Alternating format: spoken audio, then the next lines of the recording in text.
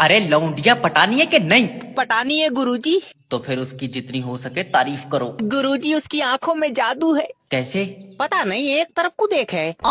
दलेज, आंखों में जादू नहीं है तो फर्क है। अच्छा, पर गुरुजी मैं उससे प्यार करता हूँ। ये बात तो फिर उसको जाकर बोलो। क्या? ऊपर वाले ने आपको बड़ी फुर्सत से बनाया है। फुर्सत से बनाया, फिर आंखें टेढ़ी क्यों लग गई? लो गुरुजी तो मानो मत मानो, काम में इसके हुई जल्दीबाजी। मेरा दिमाग तो सही है यार, हमें लड़की को इम्प्रेस करना है। अच्छा हाँ अच्छा ये बताओ, जब उसने तुम्हें पहली बार देखा था तो तुम्हारे दिल में कुछ हुआ था? दिल का पता नहीं, पेट में गुड़गुड़ हुई थी। उस टाइम मेरे लगे हुए थे दस्त। चल काट फोन। गुरुजी गुड़गुड़ हुई थी। मैं कह रहा हूँ फोन काट दे। अब नहीं करूँगा सही में गुरुजी। तू प्यार करता भी है उससे? करता हूँ। तो जाकर उसे सीधा बोल दे। क्या? यही कि मैं इस दुनिया में सिर्फ तुम्हारे लिए आया हूँ। लेकिन अब्बा तो कह रहा हमने चादर बोली, तू हमारे लिए आया।